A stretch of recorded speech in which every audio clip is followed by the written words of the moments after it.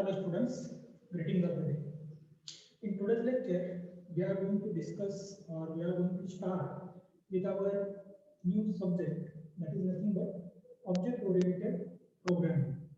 So this subject has been introduced in your second year curriculum. So in this subject, today we are going to just start with your general uh, the general introductory part of your object-oriented programming. So let us start with the topic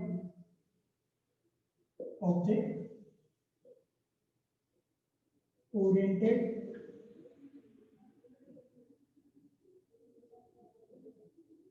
programming. So directly starting with what is object or what is object-oriented programming, we are going to break this term into the two parts. Okay, we are going to break this term into two parts. So before discussing that what is object oriented, we are going to learn or we are going to identify what the programming is. What the programming is. Actually, programming is the word which comes from the program, which comes from program. Now, what this program is, as you are coming from diploma or as you are coming from first year to second year, you are familiar with this word program. Okay, so what this word program is, this program is nothing but, we all know that this program is nothing but the set of instructions, right? The program is nothing but a set of instructions. Means whenever we are going to write down such a kind of set of instructions in a sequence,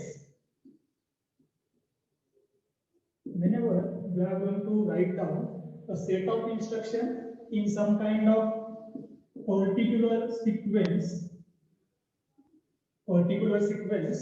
that the procedure of writing down this set of instructions in some kind of particular sequence is nothing but programming. This process is nothing but programming.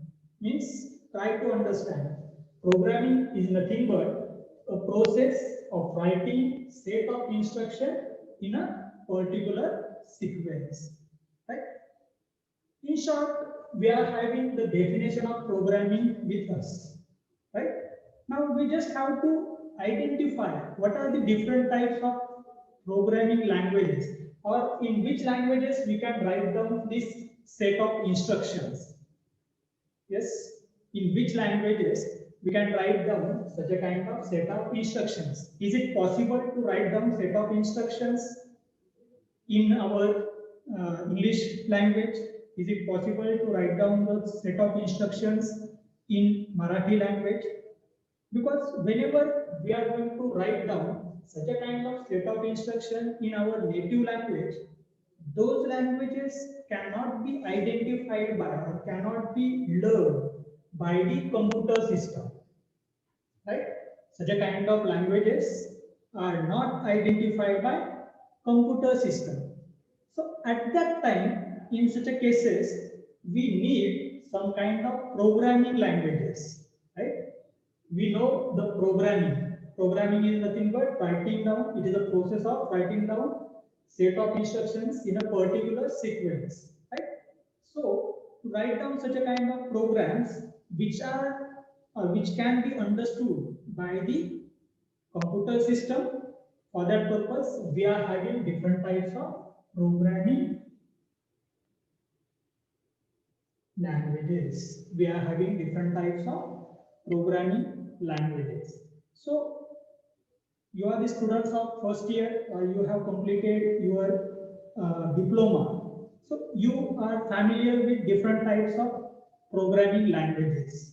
So what are those programming languages? Tell me the examples. There are different examples of programming languages that you know. The first programming language that you know is B. Then we have C programming language. After C programming language, they are having C++ programming language. Then after C++,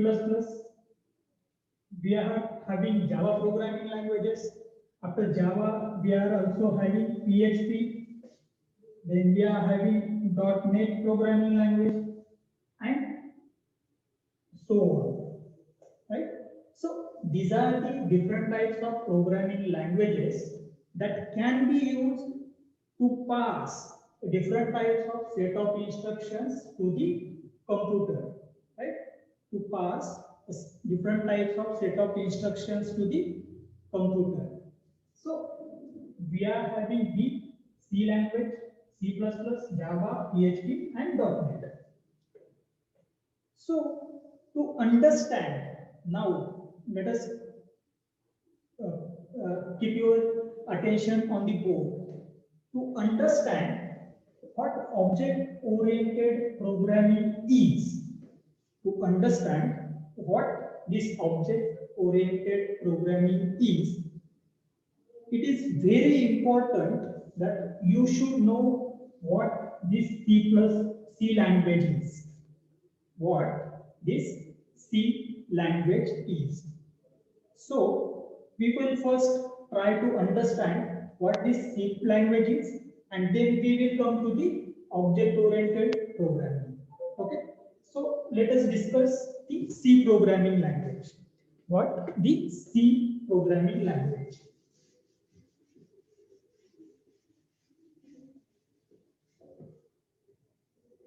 C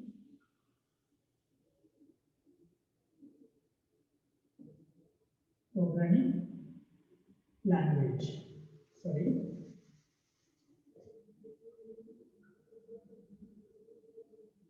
Now, what is this C programming language? The C programming language is a general purpose language, right? So we can say that the C language is general purpose language, right? This C language is developed by Dennis Ritchie. Who developed this? Dennis Ritchie, which is developed by Dennis Ritchie. Now, this is developed in 1972. This C programming language is developed in 1972. Okay. Now, we will have quick revision of how this C programming is going to work. We all know that this C programming language is developed for the development of what? Your Unix or your Linux operating system, right? To develop the Linux operating system, this C language is come into the existence, right? But in this C language, as we are having some kind of advantages, we are also having some kind of disadvantages, right? If you observe the working of this C language, in C language, whenever you are going to write down the program, you are going to start with your hash include your header file, right? Then number of hash include files you are going to add. Then you can have a main function. So main function which is going to have return type of void, and in that main function you are going to write down all the set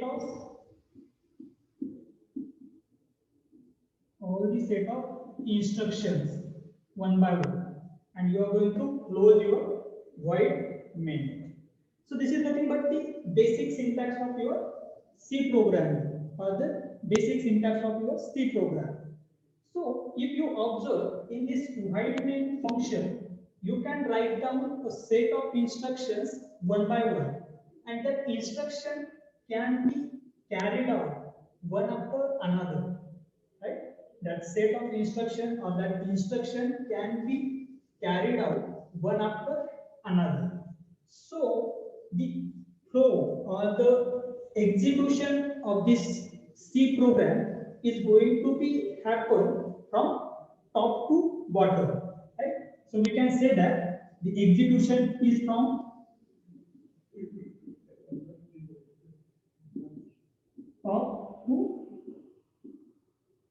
bottom, right? The another thing is that we cannot have different types of functions. We cannot insert the different types of function. Those can pass messages from one function to the another function. So there are different types of drawbacks that we are having with our C programming language, right? There are different types of drawbacks that we are having with our C programming language. To remove those drawbacks, to remove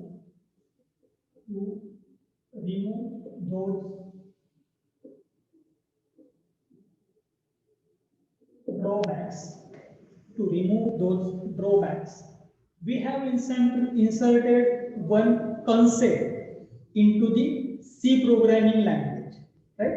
We have implemented one concept in C programming language, which is nothing but your object orientation, right? In your C programming language, if we introduce a object orientation concept or the object oriented programming concept, then that C language is going to be identified as an C++, right? We have already discussed the different languages: C, D language, C language, C++ language, right? Java. So these are the different types of languages that we are having with us. So whenever in C programming language, we are going to have or we are going to add the different types of functionalities with the help of this object-oriented programming concepts.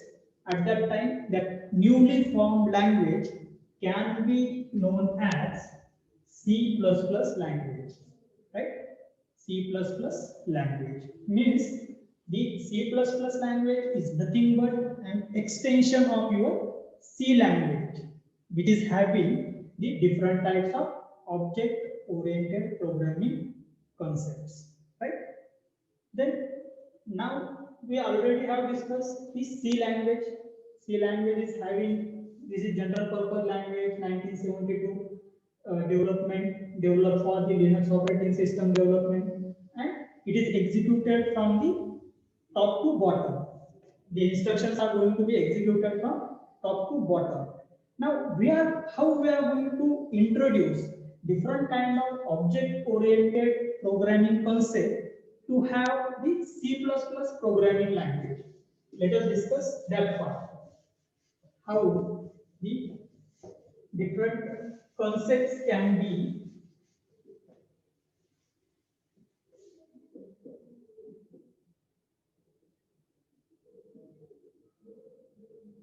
so, what are the different types of concepts that we are going to introduce into the C programming language to have it as an C++ programming language, right?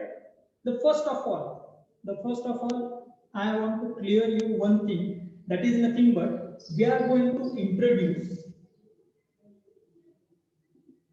object concept into the C programming language, right?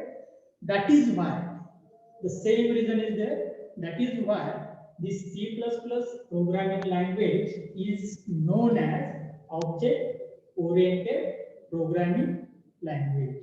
This is known as object-oriented programming language. Okay. So first of all, we are going to introduce the object concept in this C programming language. Then second, actually we can say this as a second, to have object we should have class, right? Without class object is not possible. So to have this object it is mandatory that we should have class. Now class is there, object is there, then third one is there, that is inheritance is there, fourth one is there, that is encapsulation is there, Fifth one is there, that is abstraction is there. Sixth one is there, that is message passing.